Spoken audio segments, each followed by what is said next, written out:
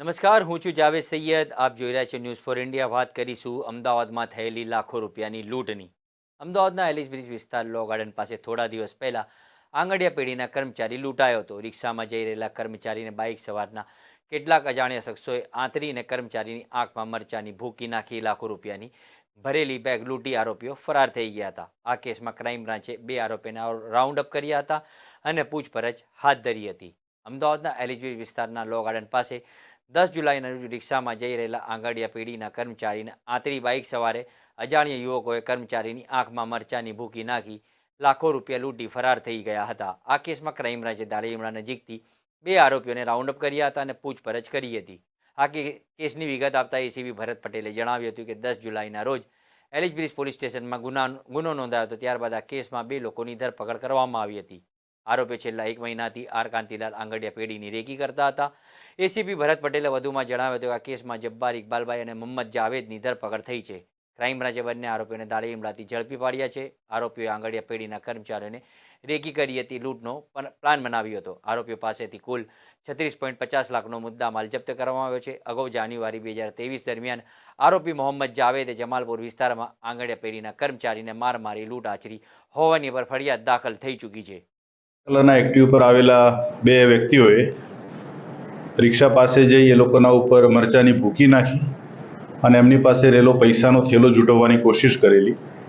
આ બંને કર્મચારી દ્વારા થેલો ન ખેંચી જવા દેવા માટે ખાસી બધી ઝપાઝપી થયેલી. એ દરમિયાન આ બંને વ્યક્તિ પૈકીના એક વ્યક્તિ એની પાસેની રહેલા હથિયારથી ફાયર કરેલું અને ફાયરમાં ઈજા થયેલી અને એ હથિયારથી જ એણે માથાના ભાગે પણ ઈજા કરેલી. આ સંબંધે ગુનો નોંધાતા ક્રાઇમ બ્રાન્ચની અલગ અલગ ટીમો કામે લાગેલી. સૌપ્રથમ જે આ એક્ટિવા આઈડેન્ટિફાઈ થયું ને એક્ટિવાનો જે નંબર અત્યારે જે છે ઉપલબ્ધ, એ નંબર શરૂઆતથી જ નકલી હોવાનો જણાવેલો. એ 4 વ્હીલર એક્સેન્ટ કારનો નંબર છે. આ લોકોએ આ જે એક્ટિવા જે છે એ આ લૂંટના બનાવના અગાઉના 1.5 મહિના પહેલાં જમાલપુર આપણે નદી કિનારે જે ગુર્જરી ભરાય છે ત્યાંથી સફેદ કલરનું એક્ટિવા ચોરી કરેલું હતું. આ સફેદ કલરના એક્ટિવાને એ લોકોએ સ્પ્રેથી આખો કલર એનો બદલી અને બ્લેક કરી નાખ્યો હતો. ટેકનિકલ ઇન્ટેલિજન્સ, સીસીટીવી અને હ્યુમન રિસોર્સ આધારે આ બંને આરોપીઓને દાણીલીમડા ખાતેથી પકડી લેવામાં આવેલા છે. આ બંને આરોપી પૈકી એકનું નામ છે Jafar Iqbal Niyaz Ahmed Rangrez, Shahalam society, barrel market, Danilimda, Ahmedabad. અને બીજો જે છે એ મોહમ્મદ જાવેદ ઉર્ફે જબ્બો મોહમ્મદ હનીફ રંગરેજ, બંનેની ઉંમર 38 વર્ષ છે. એ પીર કમાલ દરગાહ કમ્પાઉન્ડ દાણીલીમડા ખાતે રહે છે. આ બંને આરોપીઓએ આ જે લૂંટને અંજામ આપ્યો, એ લૂંટનો અંજામ આપવા માટે જમાલપુર બ્રિજ નીચે છેલ્લા 1.5 માસથી રેકી કરેલી કે ત્યાં કયા કયા આંગડિયા પેઢીના કર્મચારીઓ પૈસા લેવા આવે છે અને કઈ ઓફિસે જાય છે. ઘણી વખત પીછો પણ કરતા હતા.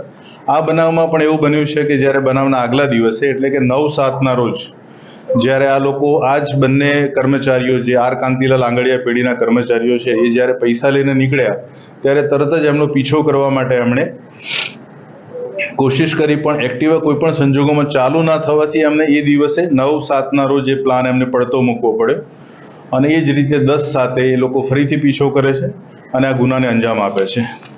બંને આરોપીઓ પાસેથી હાલ 35,58,000 રૂપિયા, 58,500 રૂપિયા તથા 2 મોબાઈલ ફોન કબજે કરવામાં આવેલા છે. કુલ 36,85,000 રૂપિયાનો મુદ્દામાલ કબજે લેવામાં આવેલો છે.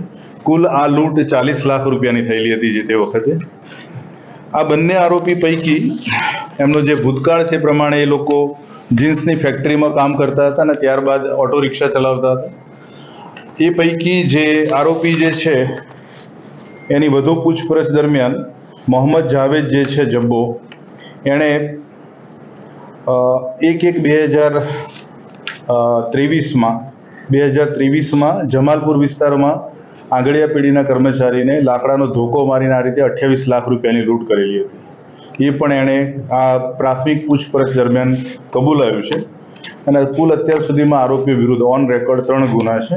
જે એક એક્ટિવા ચોરીનો છે, હાલ જે અત્યારે આ એલિસ બ્રિજ પોલીસ સ્ટેશનમાં જે લૂંટનો ગુનો નોંધાયેલો છે